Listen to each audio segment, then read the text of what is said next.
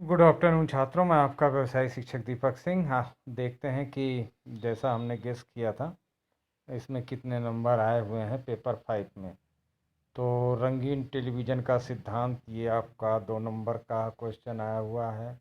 दूसरा, बूस्टर का उपयोग आजकल क्यों नहीं किया जाता, अच्छी तरह जानते हैं, क्योंकि अब आपका डिश टीवी ये सब चीज़ें हैं और तार की ज़रूरत तो है नहीं कि एंटीना से तार से नीचे लाना है, किसी सिग्नल को एम्पलीफाई करना है तो वहाँ बूस्टर की ज़रूरत होती थी कि भाई तार से नीचे आ रहा है तो इसको बूस्टर चाहिए सिग्नल को थोड़ा एम्पलीफाई करने के लिए। तो इसलिए इसका उपयोग आजकल नहीं किया जा रहा है। तो 4 नंबर यहाँ देखें और देखते हैं। मैंने अपने क्वेश्चन पेपर में भी मैं आपको दिखा दूंगा कि लगभग जो नंबर, ये भी 2 नंबर वाला पेज है, इसके अंदर अगर हम देखें तो अगर ईएसटी का क्या अर्थ है, एक्स्ट्रा हाई ट्रांसफार्मर, ये आपका किलो वोल्ट में रहता है और 25 किलो वोल्ट ये भी मैंने आपको बताया था। यू क्या है और कलर कोड में इसका क्या महत्व है, ह्यू और ल्यूमिनेंस, चमक जिसे कहते हैं, ल्यूमिनेंस को मैंने आपको बताया था। और ये भी आपका एक तरह से देखा जाए तो यहाँ पर भी 4 नंबर 8 नंबर हो जाते हैं। उसके बाद हम रंगों की विशेषताओं पर भी आप लिख सकते थे, पेज है पीडीएफ में। और उसके बाद हम इसमें 4 6 नंबर अगर देखें तो उसके बाद फिर मॉड्यूलेशन करना इसलिए ज़रूरी होता है क्योंकि बिना मॉड्यूलेट किए हुए साउंड सिग्नल को और पिक्चर सिग्नल को आप कैरियर पर बैठाएंगे और तभी उसको ट्रांसमिट करेंगे, तो मॉड्यूलेट तो करना ही होगा इन दोनों सिग्नल को, ये ज़रूरी होता है। और इसके बाद ये मैंने भले आपको नहीं बताया, मॉड्यूलेशन में बताया होगा आपको। और अगले इसमें आते हैं तो यहाँ देखिए, इसमें मान लीजिए 4 4 8 9 10 नंबर उधर हुआ। और यहाँ आए देखें तो ये देखिए, प्राथमिक रंग आपसे पूछा हुआ है, टिप्पणी लिख दीजिए कुछ।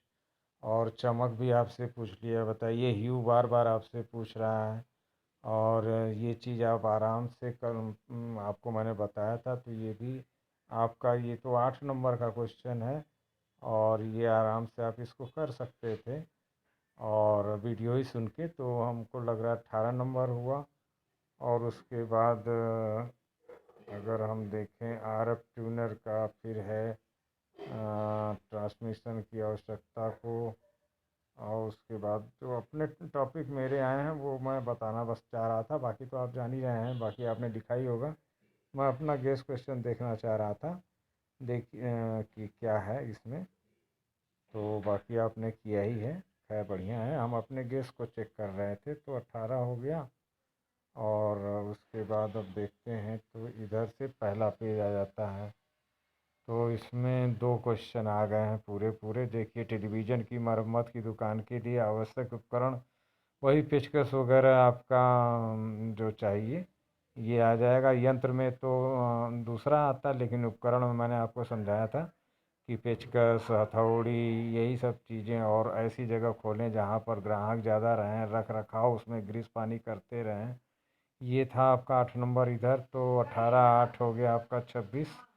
और उसके बाद दूसरा क्वेश्चन भी आपका पहला क्वेश्चन, टेलीविज़न में बूस्टर कार्यप्रणाली, ये तो मैंने आपको प्रैक्टिकल में भी कराया है और इसका प्रयोग भी आप जानते हैं कि सिग्नल को एम्पलीफाई करता है। और एंटीना, बूस्टर और टीवी और बीच में तार से जोड़ना था, तो ये इसका चित्र भी आपने बनाया होगा, आवश्यकता भी बना दिया होगा कि भाई सिग्नल कमज़ोर आ रहा है तो बूस्टर, आप तो दवा भी पीते हैं बूस्टर की।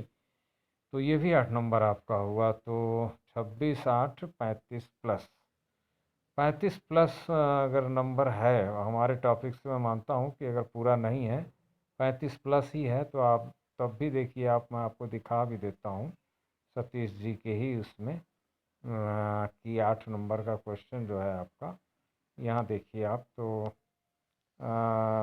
टीवी की जो है पहला 8 नंबर में आपका टीवी रिसीवर का सिद्धांत देखिए, टीवी मरम्मत का के लिए आवश्यक उपकरण के नाम लिखिए और किसी जो है कहाँ आप खोलेंगे। निरीक्षण परीक्षण यंत्र है, आपसे उपकरण पूछा गया है।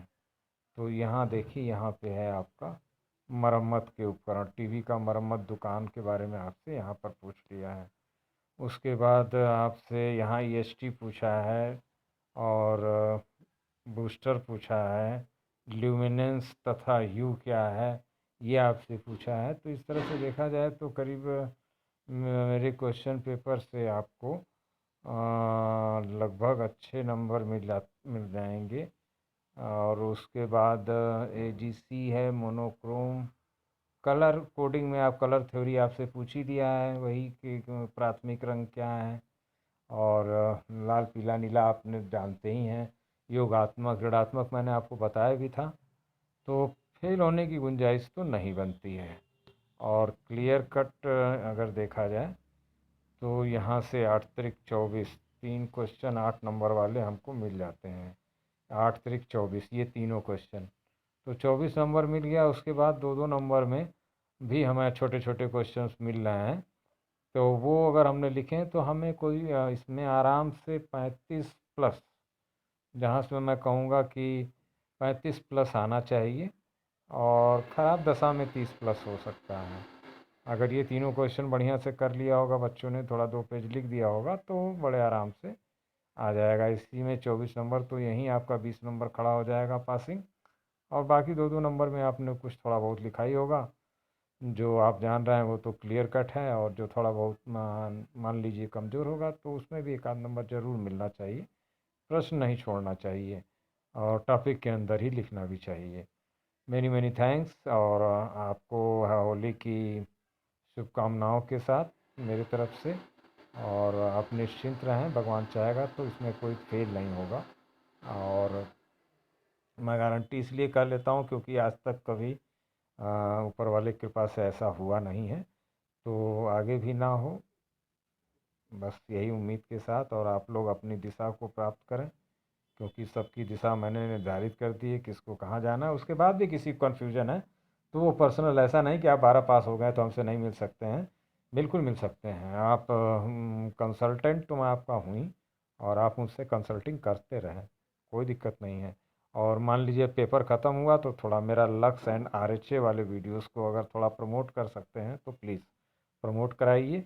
और थोड़ा सा सब्सक्राइब वगैरह भी बढ़वा दीजिए। और लक्स एंड आरएचए को ही फॉरवर्ड करिए, वो बड़ा अच्छा टॉपिक है। और इस पर सबको सोचना चाहिए, विचार करना चाहिए कि क्या है lux and RHA. Many many thanks और हैप्पी होली अगेन।